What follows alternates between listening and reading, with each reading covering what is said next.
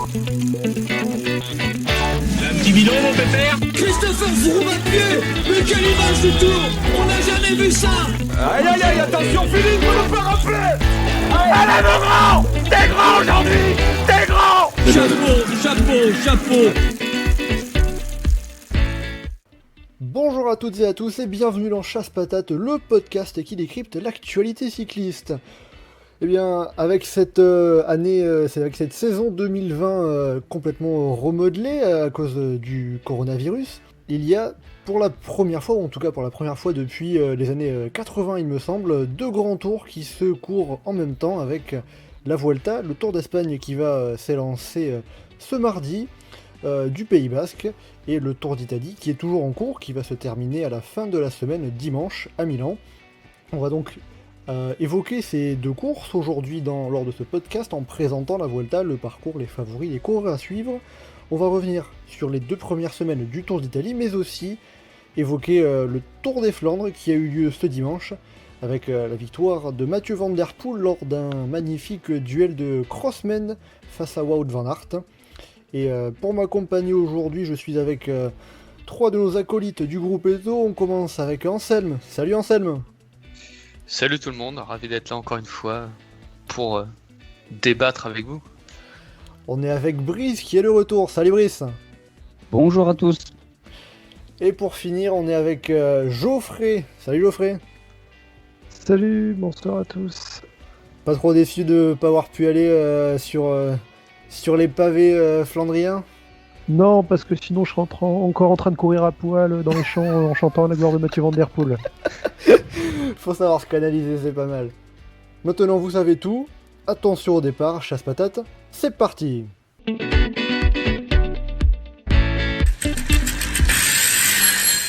Pour commencer ce podcast, on va parler du Tour d'Espagne, la Vuelta, qui va donc s'élancer ce mardi d'Irún au Pays Basque. Une Vuelta qui se courra sur seulement 18 étapes, puisque le départ aurait normalement dû être donné des Pays-Bas, mais les organisateurs de la Vuelta ont finalement préféré simplement raccourcir leur course de 3 jours et garder le reste de leur parcours sur le sol espagnol, en enlevant le détour par le Portugal, avec donc 18 étapes au lieu de 21, pour une édition atypique, bien évidemment, dans cette saison qui l'est tout autant.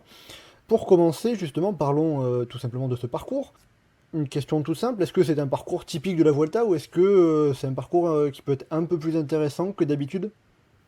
C'est un parcours typique de la Vuelta, et ce qui le rend intéressant, c'est des étapes pour la plupart accidentées, de moyenne montagne, et pas vraiment d'étapes de haute montagne très longues.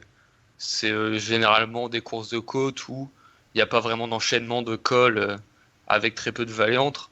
Donc on se retrouve avec des profils de coureurs qui performent un peu différents du Tour et du Giro généralement. Et le fait que ce soit en plus sur 18 jours, je pense que ça peut ouvrir à de nombreuses surprises, notamment en raison aussi des états de fraîcheur.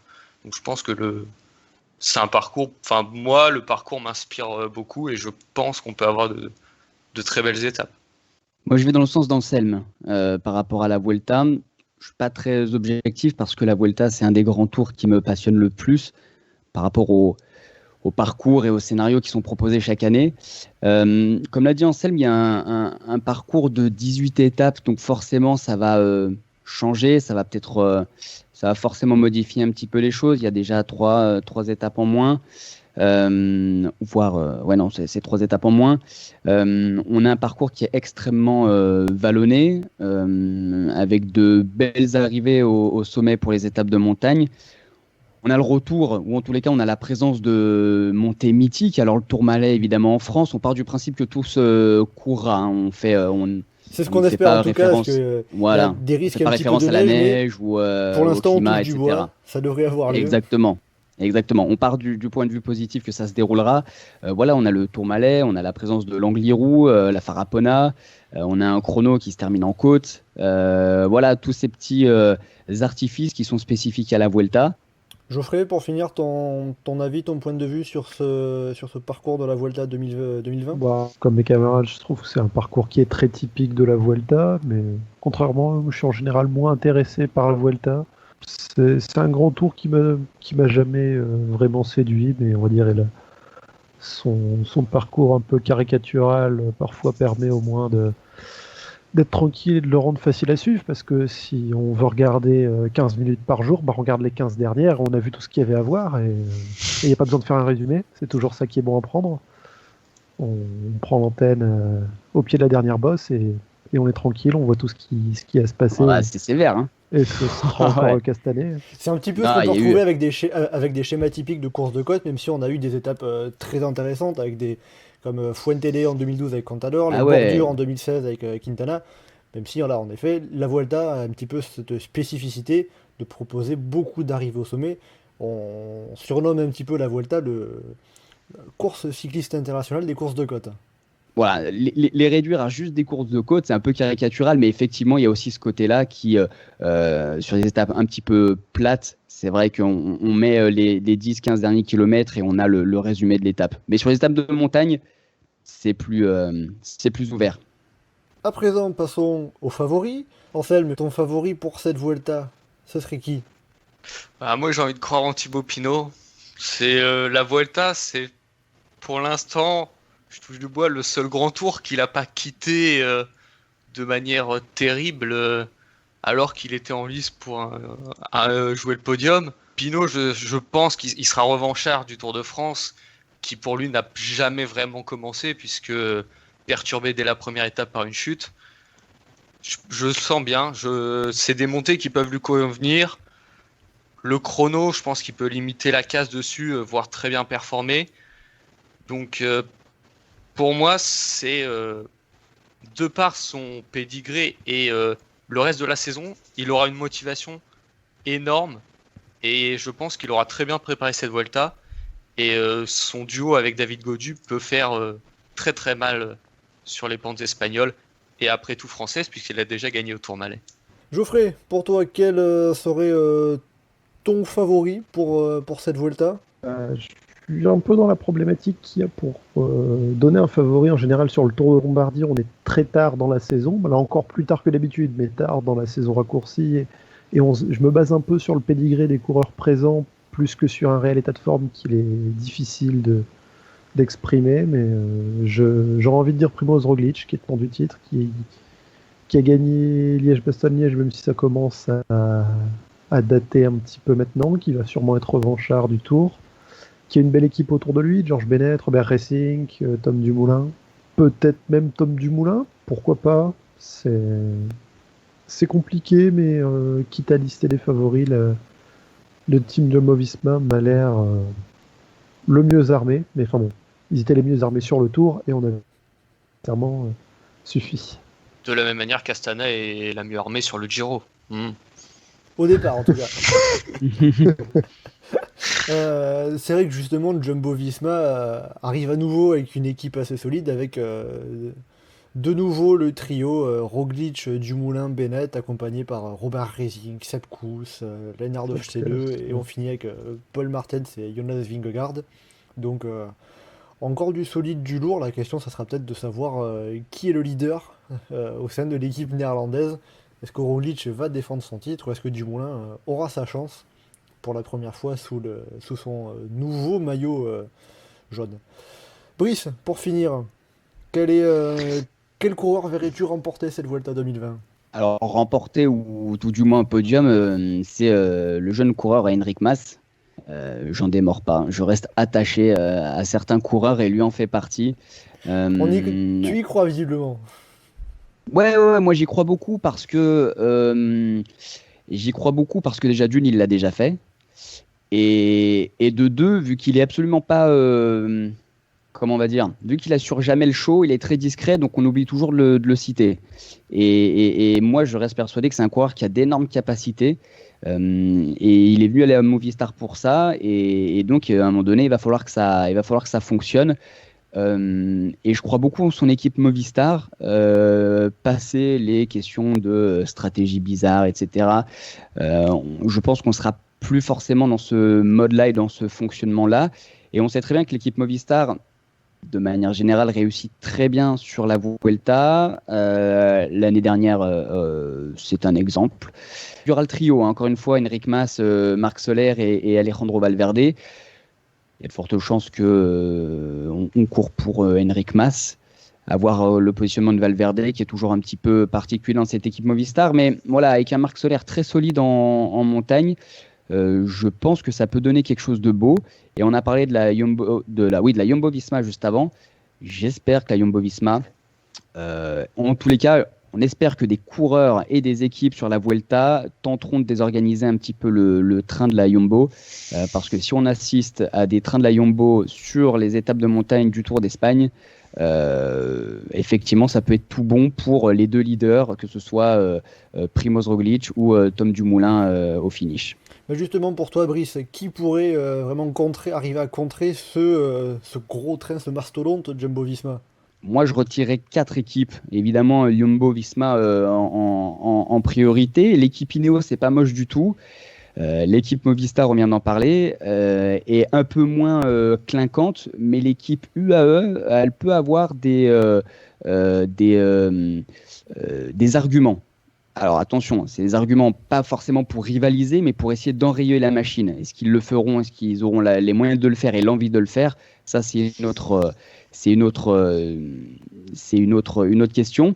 Voilà, avec ce raisonnement, j'essaie de m'appuyer sur le fait que la Vuelta propose souvent des courses et des épreuves moins stéréotypées que le Tour de France. Donc, j'essaie de casser cette idée qu'on a préconçue du train de la Jumbo-Visma.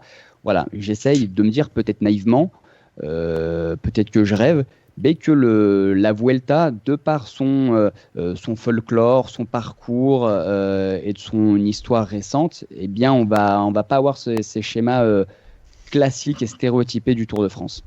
Je suis pas trop d'accord sur la UAE, qui pour moi se positionne clairement comme une équipe de chasseurs d'étapes et qui devrait pas interférer plus que ça dans la gestion du général. L'équipe UAE, qui, on va le préciser, est emmenée par David Formolo, David De La Cruz. Et David De La Cruz, ouais.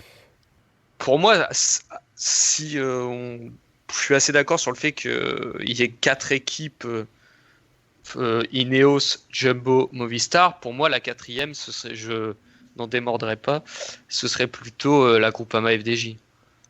C'est pour moi l'équipe qui pourrait... Avec le duo Pinot-Gaudu.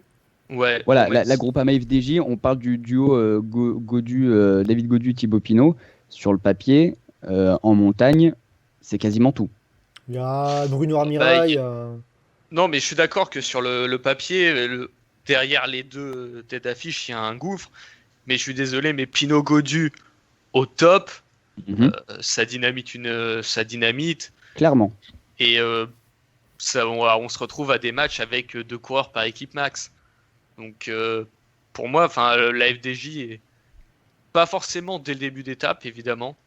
On la verra pas comme la Sunweb sur le Giro prendre la course en main très tôt, mais sur les étapes où il y a propice à des manœuvres d'un peu plus loin que d'habitude, je pense qu'ils peuvent envoyer Gaudu en éclair ou Pinot selon le déroulé de la course et pesera sur la course, même si... Et puis c'est comme la Movistar, tu parles de la Movistar, j'ai énormément de mal à la voir entreprendre les grandes manœuvres, même si sur le papier, ils ont les moyens. Dans les faits, des gars comme Verona, Oliveira, ça ira dans les échappées, mais je suis pas sûr qu'il y ait vraiment de manœuvres de grande ampleur qui soient menées par l'équipe espagnole. Alors sinon, avec tout ça, on parle quand même pas mal de tactiques d'équipe globale, d'équipe forte, d'équipe solide. Geoffrey nous parlait de Jumbo-Visma. Est-ce que c'est un peu l'équipe à battre? Est-ce que c'est sur eux que la course va reposer? Oui.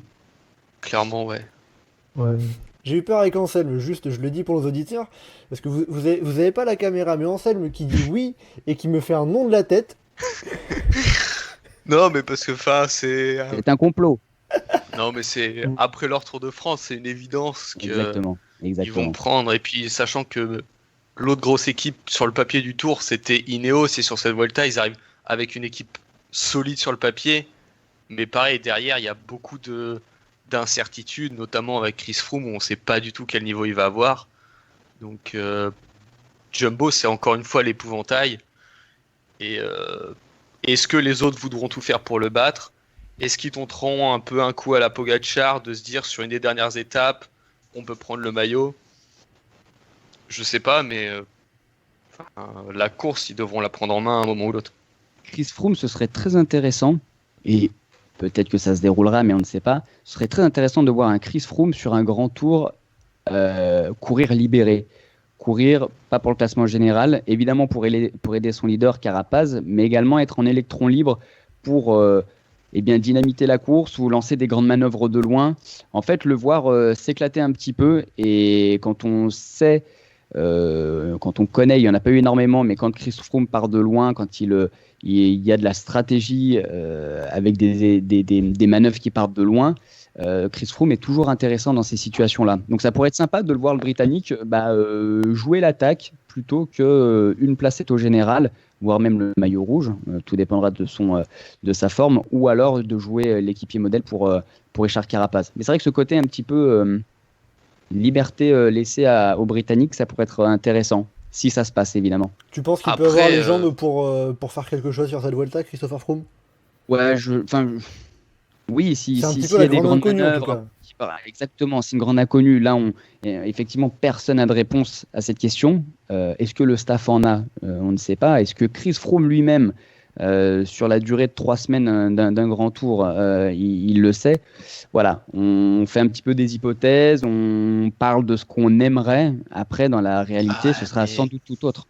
J'ai peur que si Chris Froome il joue les échappées, ce soit le type de coureur sur cette Vuelta à être lâché dans l'avant-dernier col. Ce qu'il a montré à Tirreno et au Dauphiné, c'était quand même très très loin du niveau de Chris Froome. Et sur cette Vuelta, j'ai peur qu'il fasse plus de la figuration qu'autre chose et qu'on le voit à la télé uniquement quand il sera distancé tôt du groupe des leaders. C'est possible. On aurait une petite pensée à chaque fois à l'équipe Israel Startup Nation. Et chez Ineos, donc en tout cas le coureur qui affiche le plus de garanties, c'est Richard Carapaz. Il peut gagner cette Vuelta, ou il est un peu un temps en dessous des coureurs que vous avez précédemment cités ? La saison commence à être longue. On parle de la Jumbo-Visma. Il y a quand même l'ossature de cette équipe qui était déjà présente sur le Tour de France. Derrière, ça a embrayé avec... il y a eu les championnats du monde, etc. Il y a eu certaines classiques. Donc le temps de repos, finalement, n'a pas été si long que ça. C'est la même chose pour Richard Carapaz, qui a été dans le dur, ou en tous les cas bien à l'ouvrage sur le Tour de France. Ça sera, je pense, beaucoup sur la fraîcheur. Et si Richard Carapaz a très bien géré cette transition Tour de France-Vuelta, sachant qu'à la base, il devait courir le Tour d'Italie, donc c'est-à-dire que son pic de forme était prévu grosso modo pour cette période-là, si ce mois d'écart entre la fin du Tour de France avec l'arrivée à Paris et le départ de cette Vuelta, si ça a été bien géré, il y a tout à penser que Richard Carapaz vient avec de très bonnes dispositions. Pour finir un petit peu sur ses favoris, les coureurs qui peuvent remporter cette Vuelta, donc vous m'avez cité du Thibaut Pinot, Primož Roglič, Tom Dumoulin, Enric Mas, Richard Carapaz. Est-ce qu'il y a d'autres coureurs qui peuvent se mêler à la liste, ou derrière on est vraiment trop loin ? Je pense par exemple à des Alexander Vlasov, Guillaume Martin. C'est des coureurs qui sont un ton en dessous. Il y a beaucoup de coureurs qu'on attendait largement en dessous sur le Giro, et les circonstances de course ont fait que chute ou Covid ou plein d'autres choses, le haut de classement du Giro n'est pas du tout ce qu'on avait pronostiqué il y a 15 jours quand on en discutait. Tous les trois on est encore là cette semaine, où on imaginait Geraint Thomas, Simon Yates, Steven Kruijswijk, toute l'armada Astana, dont un Vlasov qui se retrouve finalement sur la Vuelta, alors que la Vuelta a quelques jours en commun avec le Giro cette année. C'est compliqué de faire des pronostics là. Et vers la fin de saison, plus ça devient compliqué. Néanmoins, qu'on n'a pas cité un Guillaume Martin aussi, peut-être, pourquoi pas. Mais là, on est aussi dans des coureurs pour lesquels on est plus sur un top 10 probable qu'un top 3 éventuel. Effectivement, Vlasov qui du coup était pressenti sur le Tour d'Italie, qui a quitté la course parce qu'il était malade. Il y avait de grosses attentes placées en lui, donc on peut estimer que ces attentes ont été repoussées pour cette Vuelta. Et également Daniel Martinez, qu'on peut voir peut-être à son avantage sur un parcours comme ça. Alors peut-être pas pour aller se mêler à la lutte finale, mais Daniel Martinez, il a quand même fait un très beau mois d'août. Voilà, on peut attendre des choses d'un coureur de cet acabit.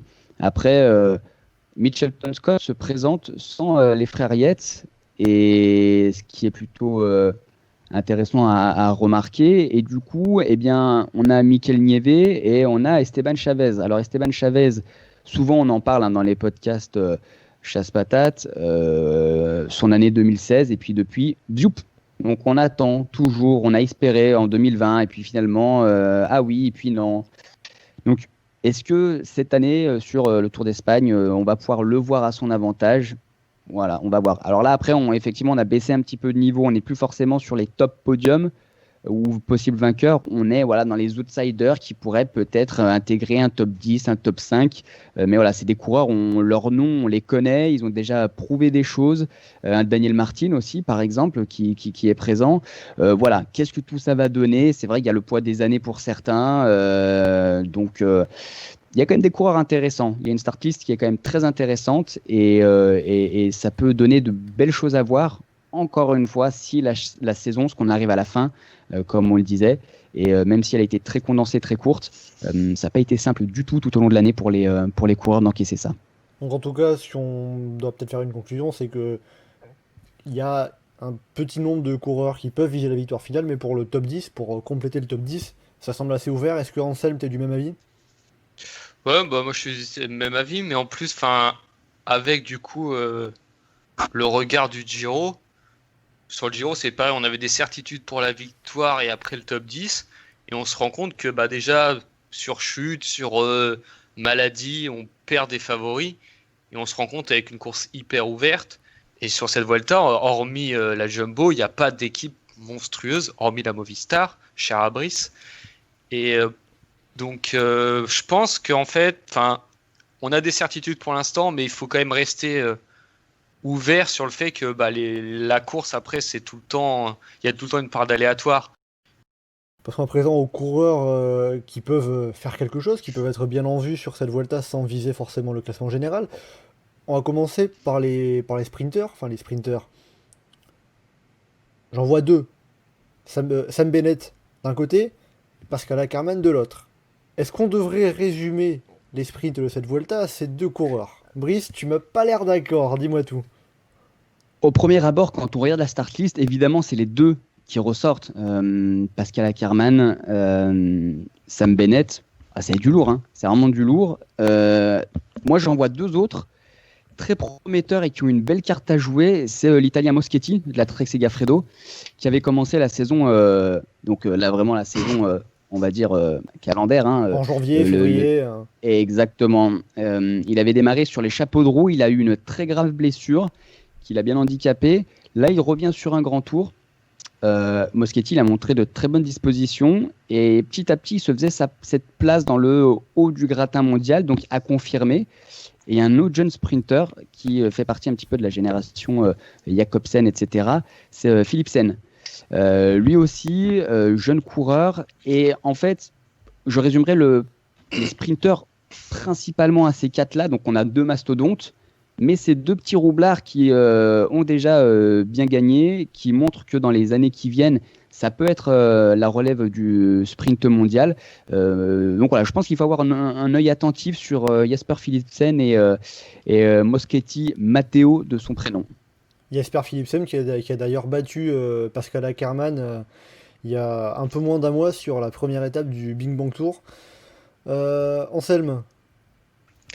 Il oublie Yona Berastouri, déjà, le sprinter de la Caille Orale, qui, s'il est vrai, étant sur le plan du sprint mondial très en retrait par rapport aux autres, sur ses 2 précédentes Vuelta, a brillé, puisqu'il a notamment fait 2 top 5 sur la Vuelta 2019. Et quand on voit le sprint, c'est hyper ouvert. Après, en termes de sprint, sur le papier, un mec comme Jakub Maeško est très rapide, mais je crains qu'il ne finisse que très rarement dans le peloton au vu du nombre de ponts d'autoroute qu'il y a sur le parcours.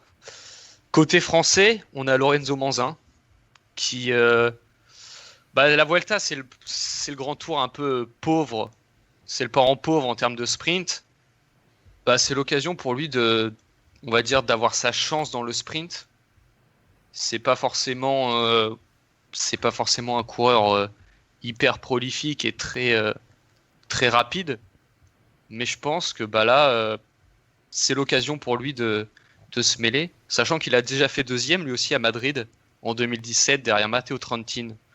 À l'époque, déjà, le plateau de sprinter était assez réduit. Donc, comme le dit Brice, c'est l'occasion pour les jeunes sprinteurs en manque d'expérience de venir se faire un nom en remportant des étapes de grand tour. Geoffrey, toi, qui est-ce que tu vois dominer les sprints? En plus des noms que tu as dit, donc Ackermann et Sam Bennett, qui sont les 2 noms qui ressortent naturellement en plus, effectivement, j'aurais bien cité déjà Jesper Philipsen, qui l'année dernière, en fin de saison, avait déjà de bons résultats. Hein. Il avait notamment terminé 2e du Grand Prix de Fourmies, de peu derrière Ackermann. Là, cette année, en fin de saison, il brille encore avec la victoire dans le Big Bang Tour. Mais effectivement, la Vuelta, c'est pas l'endroit idéal pour les sprinteurs. Il y a tellement peu d'étapes en plus pour les sprinteurs. À la rigueur, il faut peut-être regarder aussi les sprinteurs qui passent bien les bosses. Mais même là, il n'y a pas beaucoup d'étapes vallonnées qui se finissent vraiment sur du plat. Donc, Moi, en comptant Madrid, j'ai... entre guillemets. Après, tout dépend, encore une fois, la physionomie de course, etc. Mais il pourrait y avoir 6 étapes qui soient propices aux sprinters. C'est vrai qu'on a notamment la dernière semaine, là, on revient sur le parcours, je sais, mais on a notamment la dernière semaine qui est la moins difficile, avec des opportunités pour les sprinters qui peuvent se présenter, mais aussi pour des baroudeurs, pour des punchers. Est-ce que dans la start list, dans la liste de départ de cette Vuelta 2020, est-ce que vous voyez des coureurs qui peuvent se mettre en évidence dans ces schémas de course, en puncher, baroudeur, hein? Dans les échappées, Nance Peters. Nance Peters qui a justement la possibilité d'être le 100e coureur à remporter des victoires d'étape sur les 3 grands tours. Donc ça peut être un objectif très intéressant pour lui. Le 101e. Non, le 100e, parce que tu dois certainement être... Il n'y a pas eu Peter Sagan? Si, mais tu dois certainement être trompé par les stats de PCS qui comptent encore Tyler Hamilton, qui a vu sa... Oula, non, j'avais pas fait le rapprochement. Qui a eu sa victoire dans la Vuelta annulée. 2004, retiré après un contrôle positif. Et Anselme, de ton côté, est-ce que tu as des coureurs... Je vais en sortir 2 qui peuvent être à la fois potentiellement pour le général et pour les étapes, et que j'avais un peu perdu de vue. Il y a pour la Bahreïn Wout Poels, qui c'est pareil, c'est l'inconnu. Enfin, il a le potentiel pour à la fois être un très bon coureur au général et gagner des étapes. Et l'autre, c'est de l'AIF Michael Wood, qui sort d'un très bon Tirreno où il a remporté une étape et terminé dans le top 10. Il a déjà gagné une étape sur la Vuelta, il a déjà fait top 10 du général sur la Vuelta. Donc c'est un coureur qui peut être à surveiller s'il est dans une forme ascendante depuis Tirreno.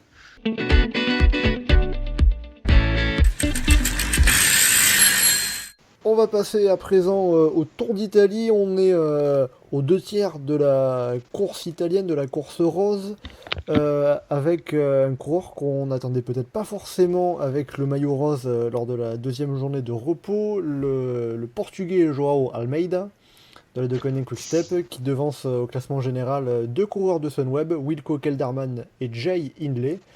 Alors on a pu voir ce dimanche la première vraie étape de montagne de ce Giro, avec l'arrivée à Piancavallo et un petit peu une démonstration de force de l'équipe Sunweb. J'ai une question qui peut paraître un petit peu toute simple. Est-ce que à présent ça va être Sunweb contre le reste du monde? Sunweb contre Quick-Step surtout. éventuellement la Sky, mais Ineos. oui, Ineos. Oui. Ineos. Mais tout va dépendre de Goge Ganart, même il était très très fort aujourd'hui. L'étape d'aujourd'hui, Tao Gegenhardt qui s'est rapproché à la 4e place du classement général à 2 minutes 57 de Joao Almeida. l'étape d'aujourd'hui, Il y a 8 secondes du podium. Tout à fait. j'ai plus de certitude sur ce Giro. Tous les coureurs qui avaient des références en grand tour et qu'on attendait ont plus ou moins craqué aujourd'hui. Nibali, pour moi, il me rappelle un peu 2016, où il est en difficulté sur les premières étapes de montagne, parce qu'aujourd'hui, c'était la première vraie étape de montagne avec une explication, et on sait qu'il préfère la 3e semaine, donc faudra attendre la dernière semaine, et je pense que le classement est loin d'être figé pour moi. C'est vrai qu'en tout cas, cette dernière semaine, avec 3 grosses étapes de montagne avec les arrivées à Madonna di Campiglio, Laghi di Cancano, après le passage au Passo Stelvio, et enfin l'arrivée à Sestriere, même si on espère que le parcours pourra se dérouler comme prévu avec le Col Agnel, l'Izoard, Montgenèvre, puis l'arrivée à Sestriere. Donc en tout cas, c'est vrai que c'est une dernière semaine qui est très compliquée. Brice, est-ce que Nibali, même Fuglsang, qui est toujours en dehors du top 10, peuvent encore remporter ce Giro ? Alors, après la bataille, c'est toujours plus simple. J'ai pas eu l'occasion de faire la présentation du Giro avec vous, mais c'est quand même osé, je trouve, en 2020 de donner, c'est peut-être sévère ce que je vais dire, mais Nibali, Pozzovivo ou Jakob Fuglsang comme des principaux prétendants à une victoire sur un grand tour. Tu les vois trop âgés Alors, trop âgés peut-être, mais plus forcément en capacité d'assumer le poids d'une course et de remporter un grand tour. Peut-être que Nibali me fera mentir. En tous les cas, c'est le sentiment que j'ai. Depuis l'année dernière, on voit qu'il y a vraiment la jeunesse qui prend le dessus et que les vieux briscards, finalement, ça conclut moins. Voilà, ça conclut moins. Ils arrivent à la constance qui pouvait être une force n'est plus forcément de leur côté. Voilà, tous ces éléments me font penser que Nibali, Pozzovivo ou Fuglsang ne retourneront pas la situation sur ce Tour d'Italie. Peut-être qu'ils essaieront, c'est certainement sûr, avec notamment Nibali et Pozzovivo. En tout cas, Almeida, très belle surprise. On pouvait l'attendre comme un outsider et finalement il tient. Alors est-ce qu'il tiendra jusqu'au bout? Est-ce qu'il craquera? Kelderman n'a jamais été aussi bien placé pour accéder au Graal. Donc il faut vraiment qu'il saisisse sa chance. Le trouble fait, l'électron libre qui va un petit peu perturber la 3e semaine, c'est le Britannique Tao Geoghegan-Hart. Il revient comme un boulet de canon, se replacer au pied du podium. Il montre une forme étincelante. L'année dernière, on l'avait découvert, on avait dit énormément de choses positives sur lui. Donc là, on a envie de dire qu'il confirme au plus haut niveau sur une course de 3 semaines. Il peut aller, alors peut-être pas aller gagner, mais en tous les cas, ça va être l'homme qui va perturber le duo Almeida-Kelderman. Et on n'oublie pas, en embuscade, effectivement, Rafael Majka, qui, parmi tous les favoris, entre guillemets, c'est celui qui, mais de loin, arrive à limiter la case pour peut-être accrocher une place sur le podium, mais le retard pris sur les 2 chronos sont déjà assez conséquents pour le Polonais. Geoffrey, comment on pourrait finir ce Giro selon toi ? Comme il a commencé, avec des résultats et des faits de course relativement inattendus. On n'espère pas d'autres cas de Covid en tout cas. Ah non, je le disais pas dans ce sens-là, oui, mais on a eu des surprises autant dans le bon sens que dans le mauvais. Si on prend par exemple un Brandon McNulty, on l'attendait pas aussi fort sur le chrono et le retrouver plus ou moins fin confirmé des résultats qu'il avait montrés chez les jeunes dans le contre-la-montre. On a un Almeida qui résiste beaucoup plus que ce qu'on pensait. Il y a aujourd'hui là un Tao Geoghegan-Hart qui s'est montré très fort. La Sunweb qui se retrouve être l'équipe dominante avec Jayle, Wilco Kelderman. Il n'y a pas beaucoup de monde qui aurait parié sur ce duo-là pour dominer la montagne, mais encore une fois, on n'a eu qu'une seule étape. Et on ne sait pas trop à quoi s'attendre pour la semaine prochaine, parce que comme tu disais Mathieu, il y a les risques pour la météo. On a a priori une très très belle dernière semaine de haute montagne, mais on ne sait pas encore aujourd'hui quels cols vont vraiment pouvoir être franchis. Le Stelvio Daniel, ça monte très haut pour un fin octobre. Mais en revanche, je partage l'avis de Brice sur une génération un peu plus âgée. Des Nibali et des Pozzovivo, effectivement, je les vois tenter, je les vois pas réussir à renverser le Giro. Avec leur expérience éventuellement montée sur le podium, pourquoi pas? Parce qu'après tout, ils sont à moins d'une minute de Jay Hindley. Hein. On a le duo Almeida-Kellerman qui est loin devant, derrière ça se tient en rien du tout. Un Fuglsang, il est en dehors du top 10 sur un grand tour. Ça fait depuis le tour 2013, il me semble, qu'il a jamais fait un top 10. Il en a fait qu'un sur les grands tours. Voilà quoi, la hiérarchie qui est là est inattendue. Et elle a été chamboulée dans le contre-la-montre, elle a été chamboulée dans la seule véritable étape de haute montagne qu'il y avait aujourd'hui. Elle le sera encore probablement dans les prochains jours. Alors on a dit qu'il restait quand même sur ce Giro quasiment toute la montagne à venir. C'est un petit peu traditionnel sur les parcours du Tour d'Italie. Mais pour les sprinters, il reste encore où il ne reste plus qu'une étape, l'étape d'Asti, en tout cas une étape toute plate, l'étape d'Asti, vendredi prochain, une étape longue de 251 km, et peut-être la dernière chance de victoire pour Arnaud Démare, qui est le leader du classement par points, le porteur du maillot de Cyclamen avec 221 points. Il devance Peter Sagan de 37 unités. Est-ce que Arnaud Démare, tout simplement, peut remporter ce classement par points en devançant Peter Sagan jusqu'au bout? Oui. Bien sûr. Alors, bien sûr. Pourquoi? Déjà, avec l'avance qu'il a aujourd'hui, il est favori, sachant qu'en plus, il reste une étape dite de sprint. C'est difficilement rattrapable. Et Démare n'a juste jamais été battu sur un sprint sur ce Giro. Ce qui est assez incroyable. Après, Sagan a montré qu'il avait envie de ce maillot. Je pense que l'étape de mardi, l'étape de San Daniele del Friuli, c'est une étape où Sagan pourrait retenter de partir en échappée, même si le parcours est beaucoup plus compliqué que sur l'étape qu'il a remportée. Mais pour moi, s'il veut gagner le Cyclamen, sa chance, c'est là. Sinon, il ne le sera pas. Et dans ce cas-là, le seul ennemi d'Arnaud Démare, ce sera les délais. Geoffrey, pas de grand danger pour toi non plus pour Arnaud Démare? Les délais, effectivement, ça peut être si les étapes de montagne se courent bien telles qu'elles sont prévues, ça pourrait être éventuellement compliqué. Mais l'étape de San Daniele del Friuli, elle peut être un peu trop dure pour Sagan, qui se montre quand même moins costaud que ce qui était il y a quelques années. Mais Arnaud Démare s'est montré très nettement le plus fort. Parce que c'est pas qu'il a gagné toutes les étapes, c'est que sauf l'étape qui joue la photo finish, les autres, elles ont été vraiment dominées par Arnaud Démare. Brice, je te sens pas forcément d'accord avec tes deux collègues.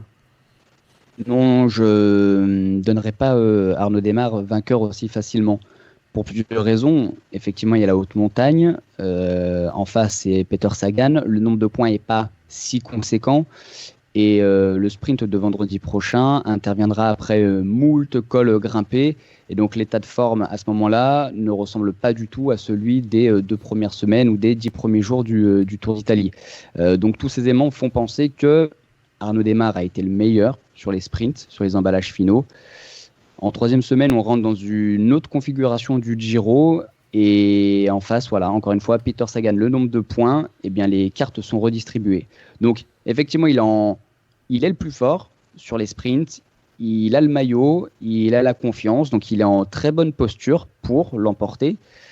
Très beau maillot au passage. Un maillot Cyclamen, c'est un maillot très élégant qui lui va très bien. Mais attention, ça ne veut pas dire on est juste à la 2e journée de repos. Il reste une semaine de course. Donc, c'est pas acquis. Par rapport à l'état de forme d'Arnaud Démare en dernière semaine, il faut quand même rappeler que sur le dernier Tour de France qu'il a disputé en 2018, il gagne le sprint de Pau après 2 étapes pyrénéennes.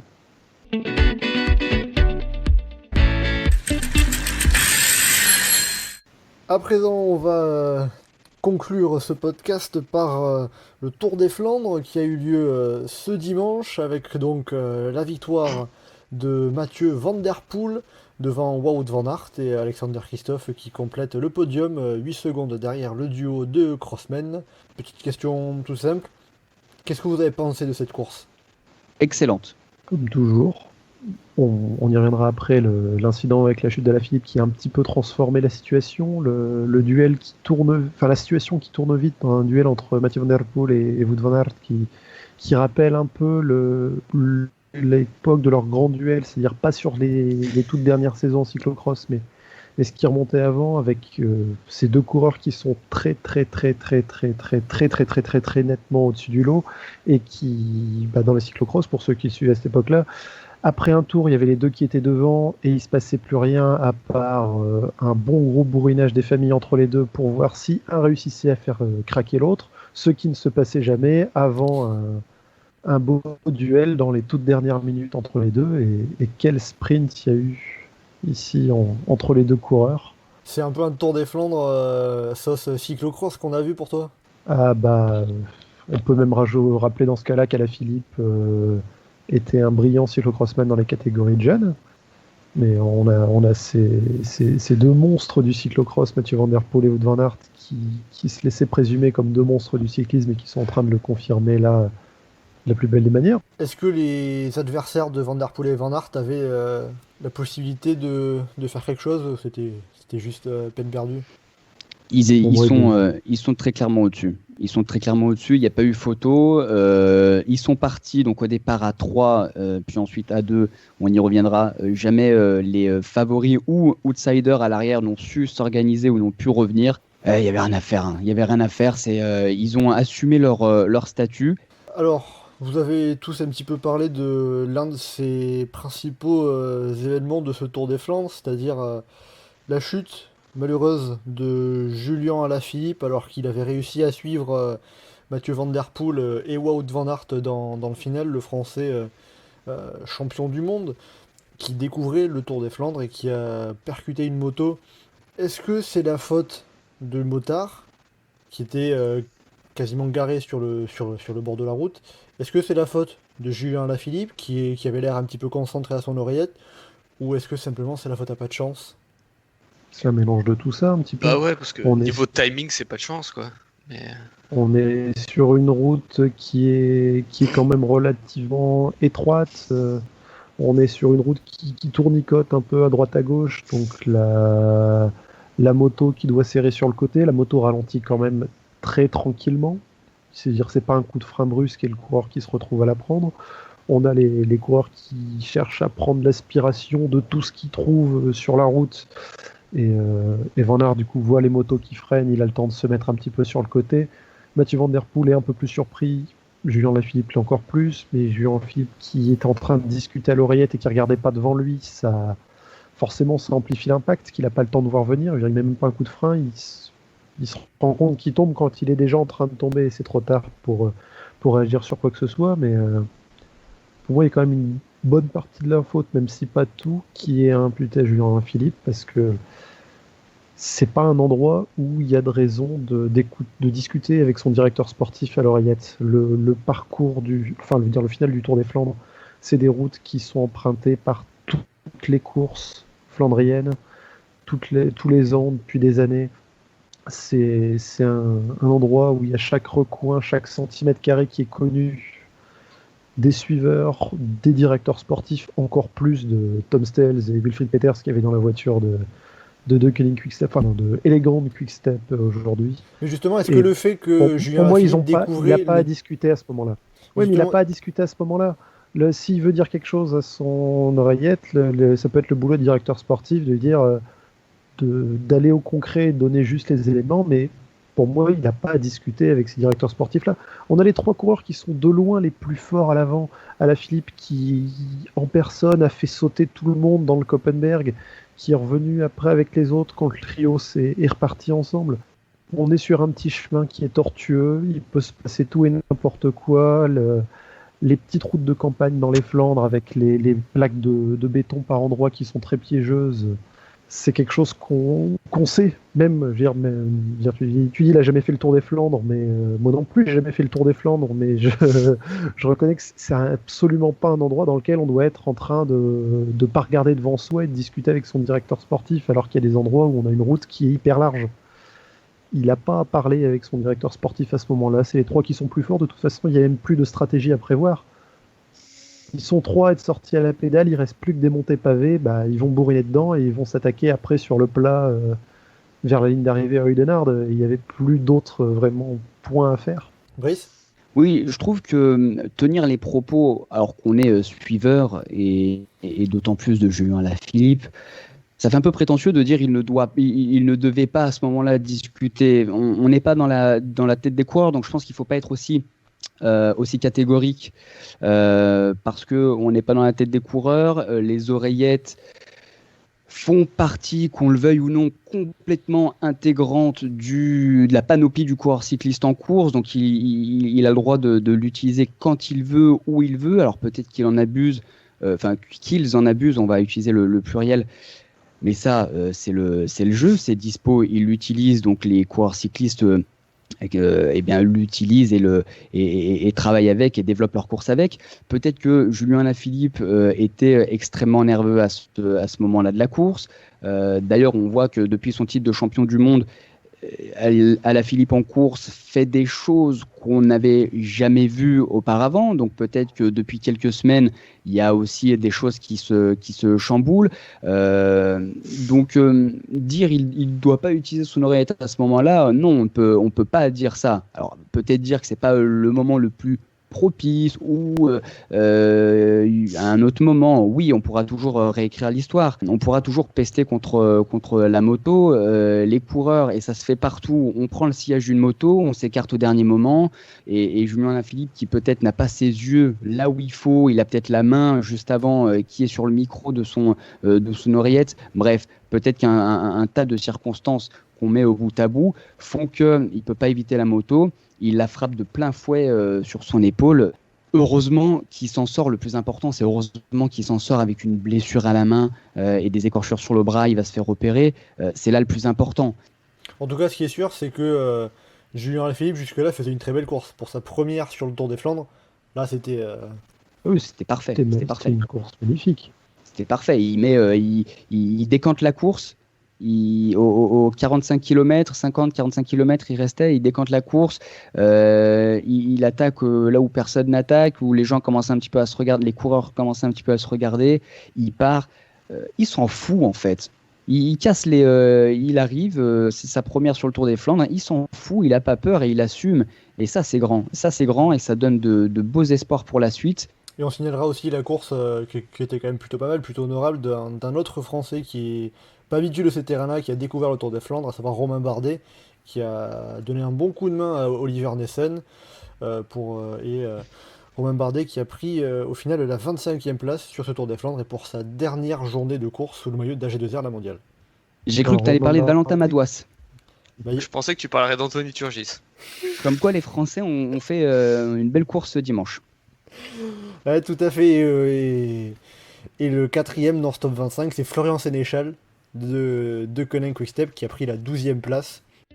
Et bien voilà, on arrive tranquillement à la fin de ce podcast Chasse Patate. C'était un plaisir d'avoir pu échanger avec vous aujourd'hui, Brice, Anselme et Geoffrey. Merci à vous les gars. Merci beaucoup à vous, merci Mathieu. Pour le prochain épisode de Chasse Patate, on va vous donner un rendez-vous d'ici une dizaine de jours, on va dire la semaine prochaine pour viser un petit peu large, après la fin du Tour d'Italie, pour revenir sur la course rose et savoir déjà comment s'est passée la course, comment le vainqueur s'est imposé. En attendant, d'ici ce prochain épisode, vous pouvez nous retrouver sur le site et le forum du groupe Eto, legroupeeto.fr, ainsi que sur nos réseaux sociaux, Twitter, Facebook et Instagram. N'hésitez pas à commenter, liker et partager ce podcast. A bientôt dans Chasse Patate.